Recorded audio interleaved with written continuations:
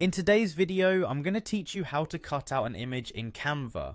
Mastering this skill can greatly enhance your design projects and give you more creative freedom.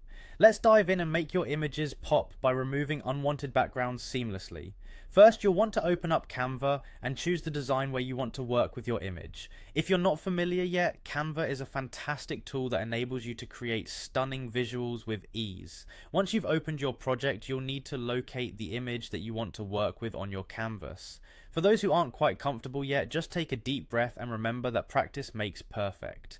Click on the image you wish to edit and you'll notice a toolbar appear filled with a variety of options to enhance and modify your picture.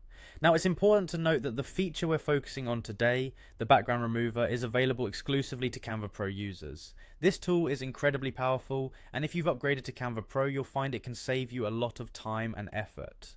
For those yet to try Canva Pro, it might be worth considering, especially if you frequently work on projects needing professional quality imagery. With your image selected and the toolbar visible, look for the option labelled Effects. Click on it and a new panel will slide out on the side of your screen, revealing several editing options. In that list, you'll see the Background Remover tool. Go ahead and click on it. Now here's where the magic happens. Canva's intelligent design algorithms will automatically detect the subject in your image and seamlessly remove the background. This usually takes just a few seconds. While Canva's tool is incredibly intuitive and effective, it's always good to double check the results. Sometimes the tool might not get it perfect, especially if the subject is similar in color to the background. Take a moment to zoom in and examine your image closely. If you find any areas that need a bit of touching up, you can make manual adjustments using the erase or restore options found in the same effects menu.